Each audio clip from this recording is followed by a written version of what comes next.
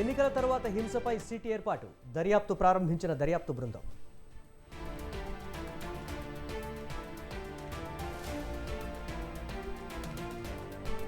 మూడు జిల్లాలకు కొత్త ఎస్పీలు, ఉత్తర్వులు జారీ చేసిన కేంద్ర ఎన్నికల సంఘం.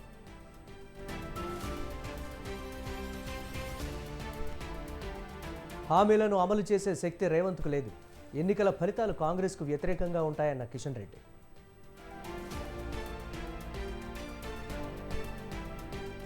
ఏపీలో హ్యూమన్ ట్రాఫికింగ్ గుట్టురట్టు, ఉద్యోగాల పేరుతో 150 మంది తరలింపు.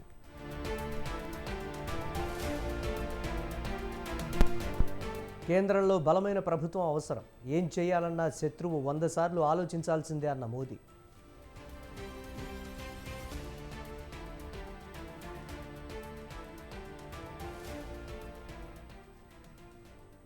పార్లమెంట్ ఎన్నికల ఫలితాల తర్వాత తెలంగాణ కాంగ్రెస్లో కీలక పరిణామాలు చోటు చేసుకోనున్నాయా? ముఖ్యమంత్రిగా, పీసీసీ చీఫ్గా జోడు పదవుల్లో కొనసాగుతున్న రేవంత్ రెడ్డి ప్రదేశ్ కాంగ్రెస్ అధ్యక్ష పదవి నుంచి వైదొలిగితే ఆయన స్థానంలో కొత్తగా ఎవరికి అవకాశం దక్కే సూచనలున్నాయి? అసలు ఎవరెవరు రేసులో ఉన్నారు? కేవలం ఇవే కాదు, అసలు రేవంత్ రెడ్డిని ఎందుకు మార్చాలని హస్తం హైకమాండ్ భావిస్తోంది అన్నది ఆసక్తి రేపుతోంది.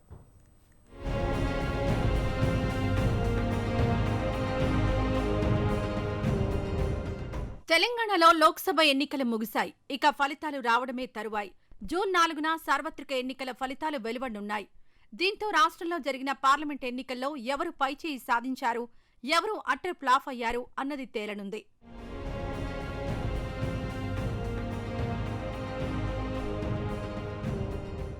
ఇన్నాళ్లు ప్రచారాన్ని హోరెత్తించిన నేతలు, ఎన్నికల కోసం వ్యూహ ప్రతివ్యూహాల్లో మునిగి తేలిన లీడర్లు ఇప్పుడు మళ్లీ రోజువారీ రాజకీయ కార్యకలాపాలపై, పార్టీ పనులపై పూర్తిస్థాయిలో దృష్టి సారిస్తున్నారు. ఈ క్రమంలోనే పీసీసీ చీఫ్ మార్పు అంశం మరోమారు తెరపైకొచ్చింది. దీంతో రేవంత్ రెడ్డి స్థానంలో కొత్తగా మరొకరు రాబోతున్నారన్న ప్రచారం మొదలైంది.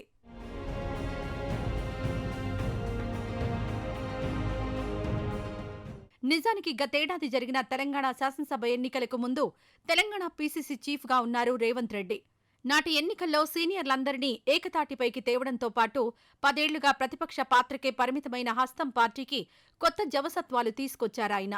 గులాబీ బాస్ కేసీఆర్తో పాటు కారు పార్టీ అగ్రనాయకులతో ఢీ అంటే ఢీ అన్నారు. నాటి అధికార పార్టీ వ్యూహాలకు ప్రతివ్యూహాలు పన్ని రాష్ట్ర ప్రజల అభిమానం సంపాదించారు. దీంతో తెలంగాణ శాసనసభ ఎన్నికల్లో అధికారంలోకొచ్చింది కాంగ్రెస్ పార్టీ.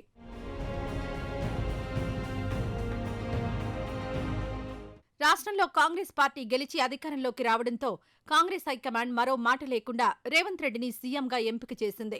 ఈ క్రమంలో మల్లు భట్టి విక్రమార్క, ఉత్తమ్ కుమార్ రెడ్డి, కోమటిరెడ్డి లాంటి సీనియర్లందరినీ పక్కన పెట్టి మరీ పార్టీ విజయం సాధించడంలో కీలక పాత్ర పోషించిన రేవంత్కు ఓటేశారు రాహుల్ గాంధీ. దీంతో సీఎంగా బాధ్యతలు చేపట్టారు రేవంత్ రెడ్డి.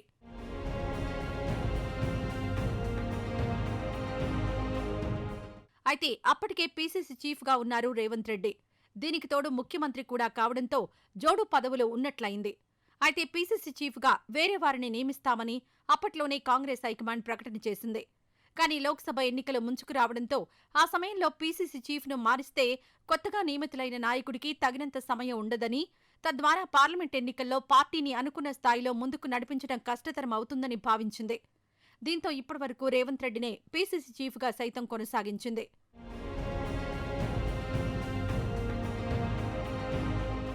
అయితే ఇంతవరకు బాగానే ఉన్నా జోడు పదవుల్లో కొనసాగడం కారణంగా సీఎం రేవంత్ రెడ్డి ఇటు ప్రభుత్వ కార్యకలాపాలను, అటు పార్టీ కార్యక్రమాలను సమన్వయం చేస్తూ ముందుకు వెళ్లడంలో తీవ్ర ఒత్తిడి ఎదుర్కొంటున్న పరిస్థితులు కనిపిస్తున్నాయని ఆయన సహచరులే చెబుతున్నారు.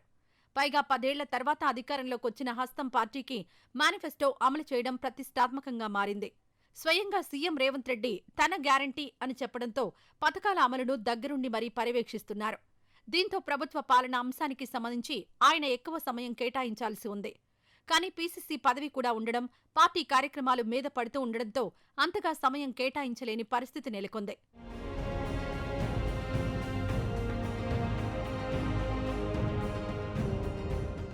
ఇవన్నీ దృష్టిలో పెట్టుకునే కాంగ్రెస్ హైకమాండ్ పీసీసీ చీఫ్ మార్పు అంశాన్ని పార్లమెంట్ ఎన్నికల ఫలితాల అనంతరానికి మార్చింది. దీంతో జూన్ 4న ఫలితాలు వెలువడిన తర్వాత దీనికి సంబంధించిన కసరత్తు జరగనుంది. అయితే ఇప్పటికే పలువురు నేతలు పీసీసీ పీఠంపై దృష్టి సారించారు. ఇందులో కొందరు ఢిల్లీ కేంద్రంగా పావులు కదుపుతుంటే మరికొందరు రాష్ట్ర స్థాయిలో తమకున్న పరిచయాలను ఉపయోగించుకుని హైకమాండ్ దృష్టిలో పడేందుకు ప్రయత్నాలు సాగిస్తున్నారు.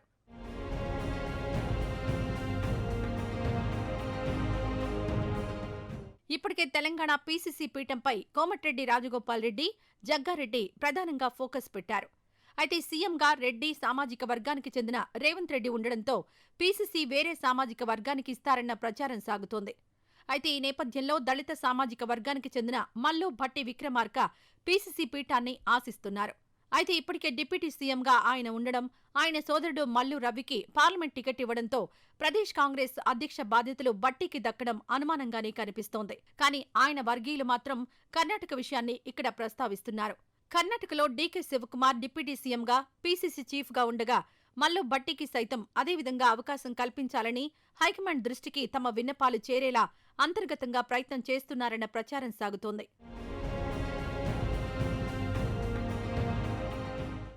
కేవలం వీళ్లే కాదు, నాగర్ కర్నూలు ఎంపీ టికెట్ ఆశించి భంగపడిన సంపత్ కూడా పీసీసీ కోసం ప్రయత్నాలు చేస్తున్నారు. చిన్న వయసులోనే ఏఐసీసీలో పనిచేసిన అనుభవం ఉండడం, కాంగ్రెస్ పార్టీకి చెందిన అగ్రనేతలతో సత్సంబంధాలు ఆయనకు ప్లస్ పాయింట్గా మారాయి. ఇక సామాజిక వర్గం పరంగా చూసినా సంపత్కు సానుకూల వాతావరణం కనిపిస్తోందన్న ప్రచారం సాగుతోంది. ఇక బీసీ సామాజిక వర్గం నుంచి మధు యాష్కి గౌడ్, మహేష్ కుమార్ గౌడ్, అంజన్ కుమార్ యాదవ్ పేర్లు సైతం పీసీసీ చీఫ్ రేసులో గట్టిగా వినిపిస్తున్నాయి. పీసీసీ అనేది మనం కోరుకుంటూ వచ్చేది కాదు. ప్రయత్నం అనేది ప్రతి కార్యకర్తకి ప్రయత్నం చేసే హక్కు ఉంది. ఒక సీనియర్ కార్యకర్తగా నేను కూడా ప్రయత్నంలో ఉన్నాను. అన్నీ ఆలోచించి అన్ని సమీకరణలు జోడించి తగు నిర్ణయం కేంద్రం తీసుకుంటుంది, ఏఐసీసీ తీసుకుంటుంది. దానికి కట్టుబడి ఉండే బాధ్యత మాది, కట్టుబడి ఉంటాము. పీసీసీ అధ్యక్షుడు ఎవరు, ఏఐసీ కార్యదర్శి ఎవరు అనే దానికన్నా మిన్న ఈ రాష్ట్రంలో కోరుకున్న ప్రభుత్వం కాంగ్రెస్ పార్టీ అది ఇచ్చింది. ఆ కాంగ్రెస్ పార్టీ యొక్క ఫలాలు ప్రతి ఇంటికి చేరాలనేది మా తపన. ముఖ్యమంత్రి రేవంత్ రెడ్డి అభిప్రాయం కూడా కాంగ్రెస్ హైకమాండ్ పరిగణలోకి తీసుకోనుంది. ఆ లెక్కన చూస్తే మహేష్ కుమార్ గౌడ్, అంజన్ కుమార్ యాదవ్లు ప్రధానంగా కనిపిస్తున్నారు. వీరిద్దరికీ రేవంత్ ఆశీస్సులు పుష్కలంగా ఉన్నాయి. ఒకవేళ హస్తం హైకమాండ్ ఎస్టీకి అవకాశం ఇవ్వాలని భావిస్తే సీతక్క పేరు ప్రముఖంగా వినిపిస్తోంది. రాష్ట్ర వ్యాప్తంగా ఈమెకు ప్రజల్లో ఆదరణ, అభిమానాలు పుష్కలంగా ఉండడంతో పాటు మహిళ కావడం సీతక్కకు కలిసొచ్చే అంశంగా మారనుంది.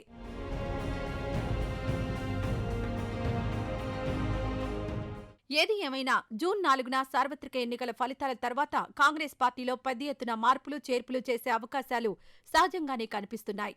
అయితే కేంద్రంలో అధికారం అందితే ఒకలా, మరోసారి భంగపాటు ఎదురైతే ఇంకోలా ఢిల్లీ పెద్దలు వ్యవహరించే అవకాశాలున్నాయి.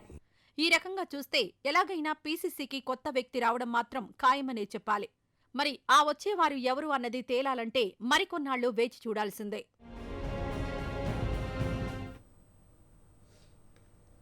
భూమి ఆకాశం తల్లకిందులైనా సరే రైతు రుణమాఫీని ఆగస్టు 15లోపు అమలు చేసి తీరుతామంటోంది తెలంగాణ ప్రభుత్వం. ఈ విషయంలో ఎలాంటి సందేహాలు అక్కర్లేదంటూ లోక్సభ ఎన్నికల ప్రచార సందర్భంగా తేల్చి చెప్పారు సీఎం రేవంత్ రెడ్డి. మరి ప్రభుత్వం చెప్పినట్లుగా రానున్న ఆగస్టు 15లోగా మాఫీ జరుగుతుందా, లేదంటే విపక్షాలు విమర్శిస్తున్నట్లుగా ప్రభుత్వం మాఫీ విషయంలో మాట తప్పుతుందా?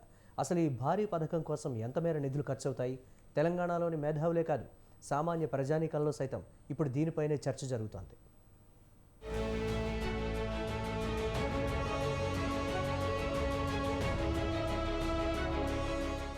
పార్లమెంట్ ఎన్నికలు పూర్తి కావడంతో రైతు రుణమాఫీపై పూర్తి స్థాయిలో దృష్టి పెట్టారు తెలంగాణ సీఎం రేవంత్ రెడ్డి.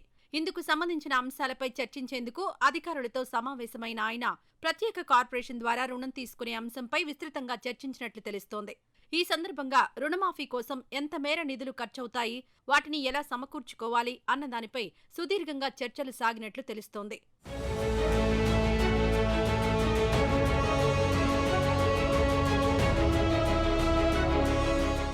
ఓ అంచనా ప్రకారం రాష్ట్రంలో రైతు రుణమాఫీకి 33,000 కోట్ల నుంచి 35,000 కోట్ల రూపాయల మేర నిధులు అవసరమవుతాయని తెలుస్తోంది.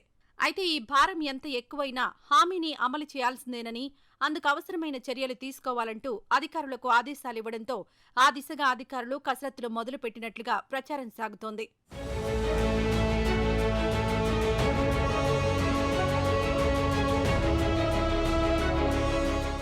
నిజానికి తెలంగాణ శాసనసభ ఎన్నికల సమయంలో కాంగ్రెస్ పార్టీ మేనిఫెస్టో విడుదల చేసింది. అందులో రైతులకు 2 లక్షల వరకు రుణమాఫీ చేస్తామంటూ ప్రకటించింది. ఆగస్టు 15లోగా ఈ హామీని నెరవేరుస్తామని ఇటీవలే నిర్వహించిన లోక్సభ ఎన్నికల ప్రచారంలోనూ ప్రముఖంగా ప్రస్తావించారు సీఎం రేవంత్ రెడ్డి. ఇదే అంశంపై ప్రతిపక్షాలు సైతం ప్రశ్నాస్త్రాలు సంధించాయి.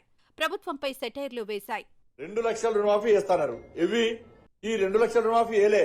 ఇది చెయ్యకుండానే 3 లక్షల రూపాయలు వడ్డీ లేని రుణం రైతులకు ఇస్తాంటారు. ఏ బ్యాంకు వాళ్ళు ఇవ్వాలి? నువ్వు 2 లక్షల ఆల్రెడీ అప్పున్న రైతులకు గత ప్రభుత్వం 1 లక్ష రూపాయల రుణమాఫీ చేస్తాను చేయకపోవడం మిత్తికి కూస్తున్నది. ఇవాళ 2 లక్షల రుణమాఫీ చేయకపోతే మళ్ళీ 3 లక్షలు వడ్డీ లేని రుణం ఇస్తాను. ఏ బ్యాంకు వాళ్ళు ఇవ్వాలి? ఇలా రైతులను డిఫాల్టర్ గా మార్చింది గతంలో బీఆర్ఎస్ పార్టీ ప్రభుత్వం, ఈరోజు కాంగ్రెస్ పార్టీ ప్రభుత్వం. ఇలా బ్యాంక్ లో పోతే 3 లక్షల రుణం ఎట్లిస్తుంది బ్యాంకు రైతులకు? పాత బకాయిలే చెల్లించలే. మీరు రుణమాఫీ అయిపోతుంది, మళ్ళీ కొత్త రుణం పెట్టిస్తే అంతే జిమ్మికులని. 2 లక్షల రుణమాఫీ ఏది చేస్తలేరు? ఆపింది ఎవరు? ప్రస్తుతం లోక్సభ ఎన్నికలు ముగియడంతో తెలంగాణ సీఎం రుణమాఫీపై అధికారులతో సమావేశం కాగా ఆర్థిక శాఖ ప్రత్యేక ప్రధాన కార్యదర్శి రామకృష్ణారావు ప్రత్యేక ప్రజెంటేషన్ ఇచ్చినట్లు సమాచారం. ఈ సందర్భంగా రాష్ట్ర ప్రభుత్వ రెవెన్యూ, ఖర్చు, రుణాలకు ప్రతి నెలా చెల్లించాల్సిన అసలు, వడ్డీ ఇలా అన్ని అంశాలను వివరించడంతో పాటు రుణమాఫీకి ఎంత అవసరమో కూడా స్పష్టత ఇచ్చినట్లు ప్రభుత్వ వర్గాలు చెబుతున్నాయి. ఈ సమయంలోనే ప్రత్యేక కార్పొరేషన్ ఏర్పాటు ప్రతిపాదన వచ్చినట్లు సమాచారం.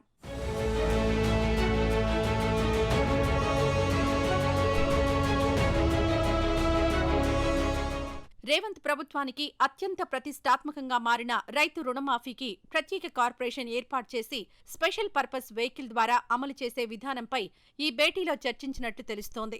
అయితే బ్యాంకులు రుణమాఫీ అమలు చేస్తే ఆ మొత్తాన్ని ప్రతి నెలా కొంత మొత్తంలో తెలంగాణ సర్కార్ బ్యాంకులకు చెల్లించే విధానాన్ని అమలు చేయాలన్నది ఓ ప్రతిపాదన. రాష్ట్రంలో పెరిగిన ఆదాయాన్ని, అదనంగా సేకరించే నిధులను దీనికి ఖర్చు చేస్తే సరిపోతుందనే అభిప్రాయం వ్యక్తమైనట్లు సమాచారం.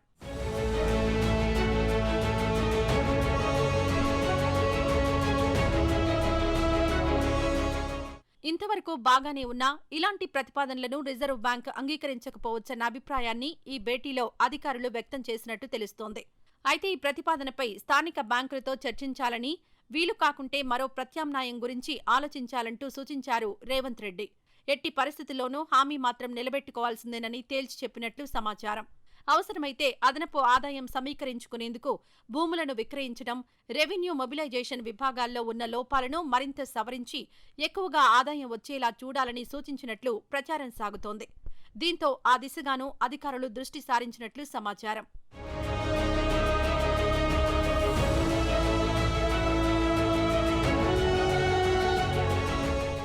మరోవైపు ఇప్పటికే రైతు రుణమాఫీపై బీఆర్ఎస్, కాంగ్రెస్ మధ్య మాటల తూటాలు పేలాయి. ఎన్నికల హామీలో భాగంగా ఆగస్టు 15 నాటికి రుణమాఫీ చేయకుంటే సీఎం రేవంత్ రెడ్డి రాజీనామా చేస్తారా అంటూ సూటిగా ప్రశ్నించారు బీఆర్ఎస్ ఎమ్మెల్యే, మాజీ మంత్రి హరీష్ రావు. అయితే దీనికి గట్టిగానే కౌంటర్ ఇచ్చారు సీఎం రేవంత్ రెడ్డి. భూమి, ఆకాశం తలకిందులైనా ఆగస్టు 15లోగా రుణమాఫీ చేస్తామని మరోసారి స్పష్టం చేశారు. అలా చేస్తే బీఆర్ఎస్ పార్టీని రద్దు చేస్తారా అంటూ హరీష్ రావుకు ప్రతి సవాలు విసిరారు ముఖ్యమంత్రి రేవంత్ రెడ్డి. మీ రాజీనామా, నా రాజీనామా కూడా పెడదాం.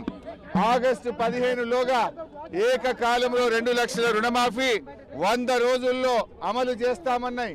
బాండ్ పేపర్ల మీద రాసిచ్చిన 6 గ్యారంటీలు అమలు చేస్తే నా రాజీనామా పత్రాన్ని నేరుగా స్పీకర్ గారికి ఇవ్వండి. నేను మళ్ళీ ఉప ఎన్నికల్లో పోటీ కూడా చెయ్యను అని ఇప్పటికే స్పష్టంగా చెప్పాను. ఒకవేళ 6 గ్యారంటీలు 2 లక్షల రుణమాఫీ చేయకపోతే మీ రాజీనామాను గవర్నర్ గారికి ఇవ్వడానికి మీరు సిద్ధంగా ఉన్నారా అని నేను అడుగుతా ఉన్నా. మీరు దేవుడి మీద ప్రమాణం చేసి ఒట్లు పెట్టుకొని బాండ్ పేపర్ల మీద రాసిచ్చిన హామీలు నిజమే అయితే రాజీనామా చేయడానికి ఎందుకు వెనకడుగు వేస్తున్నారు?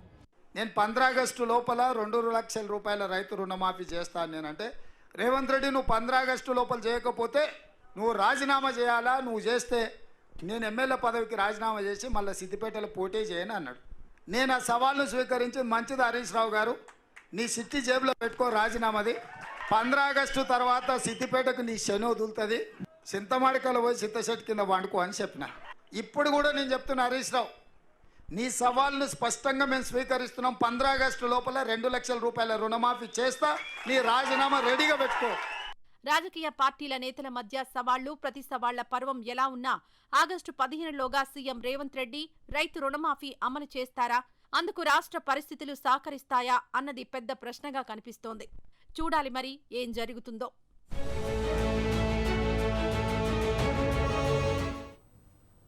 విశాఖ పోలీసులు హ్యూమన్ ట్రాఫికింగ్ గ్యాంగ్ గుట్టు రట్టు చేశారు. విదేశాల్లో ఉద్యోగాల పేరిట కంబోడియా దేశానికి మానవ అక్రమ రవాణా చేస్తున్నట్లు గుర్తించారు. అలాగే కంబోడియా, మయన్మార్, బ్యాంకాక్ దేశాలకు భారత్ నుంచి ఉద్యోగాల పేరిట హ్యూమన్ ట్రాఫికింగ్ చేస్తున్నారు నిందితులు.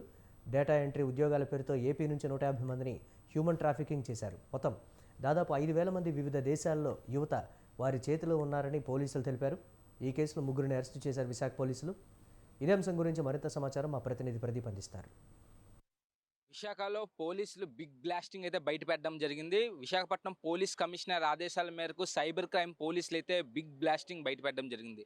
ఓవరాల్ ఇండియా మొత్తం షేక్ అయ్యే విధంగా కూడా ఒక కొత్త రకమైన ఏదైతే కేటుగాళ్ళని అయితే పట్టుకోవడం జరిగింది. అయితే ఓవరాల్గా హ్యూమన్ ట్రాఫికింగ్ చేస్తున్న కొంతమంది కేటుగాళ్ళని అయితే విశాఖపట్నం సైబర్ క్రైమ్ పోలీసులు అయితే వెంటాడి పట్టుకునే పరిస్థితి అయితే కనబడుతుంది. అయితే ఓవరాల్గా విశాఖపట్నం పోలీస్ కమిషనర్ ఆదేశాల మేరకు మొత్తం ఏది నిజం అనేది కూడా బయటికి వచ్చే పరిస్థితి కనబడుతుంది. అయితే హ్యూమన్ ట్రాఫికింగ్ కనీసం దేశంలో 5,000 మంది పైన అయితే చేయడం జరిగింది. 5,000 మందిలో మహిళలు కూడా ఉన్నారు.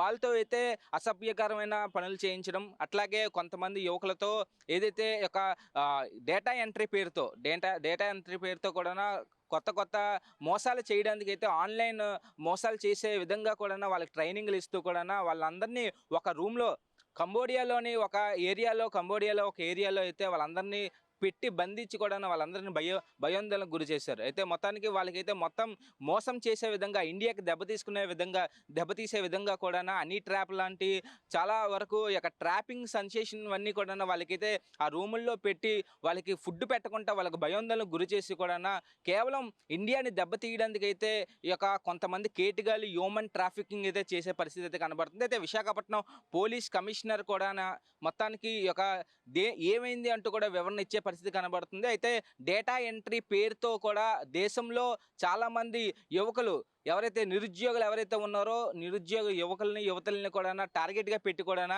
కేవలం ఇంటర్నేషనల్లో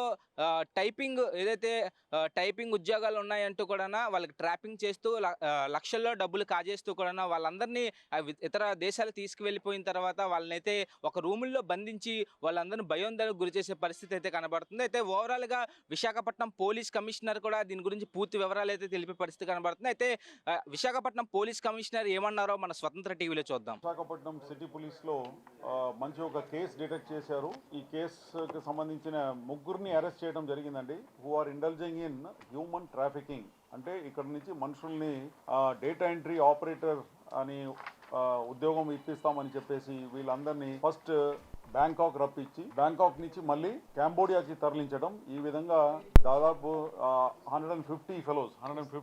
150 persons from Andhra Pradesh have been trafficked to Cambodia అండి. కంబోడియాలో తీసుకువెళ్ళేసి వీళ్ళ ద్వారా అక్కడ మన వేరియస్ ఆన్లైన్ స్కామ్స్ ఏదైతే ఉందో అదంతా కూడా బలవంతంగా వీళ్ళని ఒక రూమ్లో కూర్చోపెట్టేసి వాళ్ళకి భోజనాలు ఇవ్వకుండా ఈ విధంగా వాళ్ళ మీద. బుల్లితెర నటుడు చందు ఆత్మహత్యపై ఆయన భార్య శిల్ప స్పందించారు. 5 ఏళ్లుగా పవిత్రతో చందు సహజీవనం చేస్తున్నట్లు ఆమె తెలిపారు. త్రినయని సీరియల్ ప్రాజెక్టు వచ్చినప్పటి నుండి వారి మధ్య వివాహేతర సంబంధం కొనసాగుతోందని అన్నారు. చందు తన వెంటపడి ప్రేమించి పెళ్లి చేసుకున్నాడని, ప్రస్తుతం తమకు 2 పిల్లలున్నారని అన్నారు. గత 5 సంవత్సరాలుగా పవిత్ర మాయలో పడి తమను పట్టించుకోవడం మానేశాడని, ఇంటికి కూడా రాలేదని శిల్ప ఆవేదన వ్యక్తం చేశారు. వివాహం జరిగిన తర్వాత వివాహేతర సంబంధాల మూలంగా జీవితాలు నాశనమవుతున్నాయని, ప్రస్తుతం తమ పరిస్థితి కూడా అలాగే ఉందని ఆమె ఆవేదన వ్యక్తం చేశారు. పవిత్ర ఆకస్మికంగా చనిపోవడంతో అతడు డిప్రెషన్కి గురై మొన్న ఆత్మహత్యకు ప్రయత్నించాడని చెప్పారు. పవిత్ర నీ దగ్గరకు వస్తున్నా అంటూ ఇన్స్టాగ్రామ్లో మెసేజ్లు కూడా పెట్టినట్లు శిల్ప తెలిపారు. నిన్న అతను ఫోన్ ఎత్తకపోయేసరికి అనుమానం వచ్చి తమకు తెలిసిన వాళ్లకు అక్కడికి పంపితే అప్పటికే ఫ్యాన్కు ఉరివేసుకుని బలవన్మరణానికి పాల్పడ్డాడని వివరించారు. త్రినయని సీరియల్ నటి పవిత్ర జయరాం కేసు రోజుకు మలుపు తిరుగుతోంది. కొన్ని రోజుల క్రితం కారు యాక్సిడెంట్లో ఈమె ప్రాణాలు కోల్పోగా తాజాగా ఉరివేసుకుని నటుడు చందు చనిపోయాడు. పవిత్ర గురించి గత 2-3 రోజుల నుంచి గుర్తు చేసుకుంటున్న ఇతడు ఇప్పుడు ప్రాణాలు తీసుకున్నాడు. ఈ క్రమంలోనే చందు భార్య శిల్ప బయటకొచ్చింది. తన భర్త గురించి షాకింగ్ విషయాలు బయటపెట్టింది.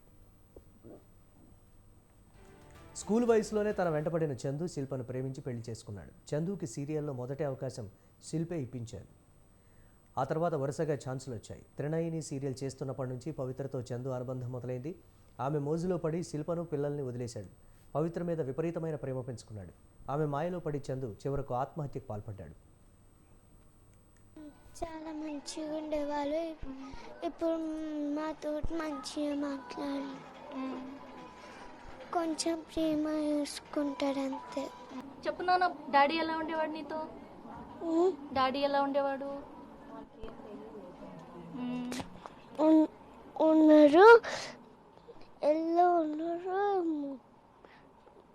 ఉన్నారు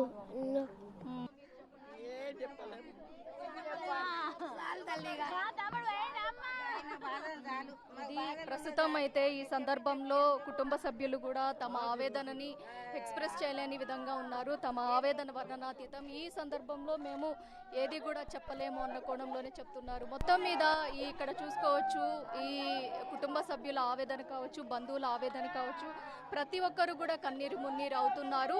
ఓవరాల్గా ఈ సంఘటనకి సంబంధించి, ఘటనకి సంబంధించి తాను కొన్ని ఏళ్ళుగా కూడా తన భార్యతో కూడా కలిసి ఉండడం లేదు అన్న ఆరోపణలు కూడా వస్తున్నాయి. వాడు ఎంత మంచోడు మాకు తెలుసు. వాడు ఇంత ధైర్యవంతుడు ఇట్లా చేసుకుంటాడని మేము ఎప్పుడు ఊహించలేదు. వాడి గురించి తలుచుకుంటేనే ఏడుపు వస్తుంది.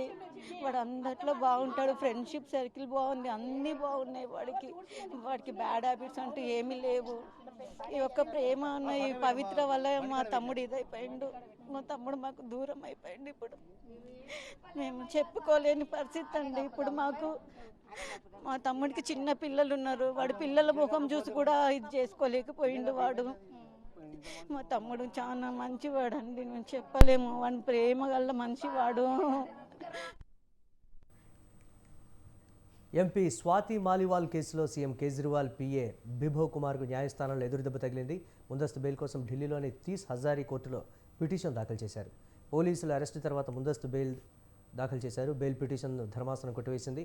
అదనపు సెషన్స్ జడ్జి సుశీల్ అనుజ్ త్యాగి ఈ పిటిషన్ను తిరస్కరించారు.